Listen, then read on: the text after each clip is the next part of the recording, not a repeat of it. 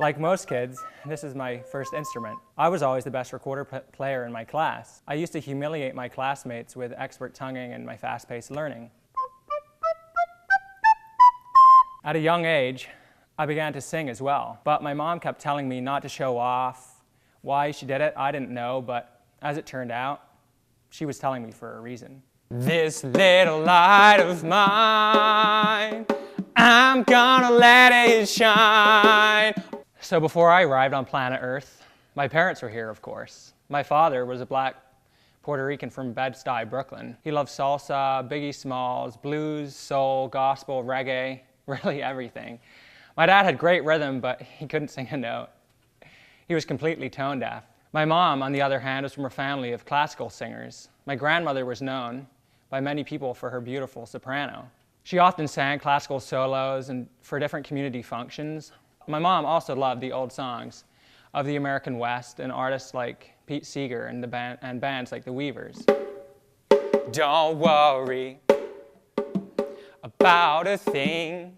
So for me, I came along and really didn't have a choice but to have some serious music appreciation at home. My mom introduced me at the beginning of my life to the classical greats like Mozart, Chopin, Handel, and others. And soon I learned from my dad about people like Bob Marley, Marta Gomez, Eric Clapton, Nina Simone, Aretha Franklin.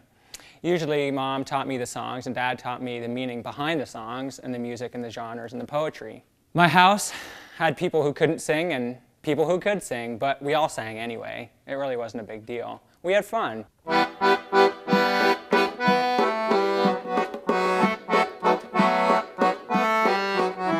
In the 5th grade, I began to learn the accordion. I didn't really know at the time what I was getting into, but I soon found out when one of my classmates ran up to me and showed me the Gary Larson cartoon, which I'm sure basically everyone knows. It says, "Welcome to heaven, here's your harp. Welcome to hell, here's your accordion." My dad always teased me. He would always be asking me, "How's the fat Italian?" and other stuff like that. But Mom would always encourage me.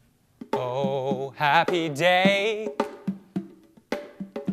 Oh, happy day. In high school, I fell in love with gospel music. I loved the performances. Like probably every kid, I thought for a minute that maybe I could go places as a singer. But surprise, it hasn't happened yet.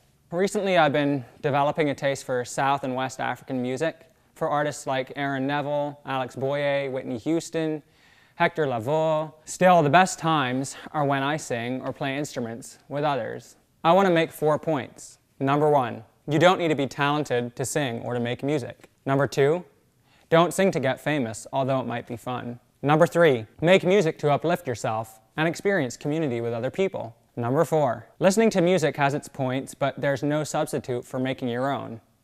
Sing, even if you sound terrible.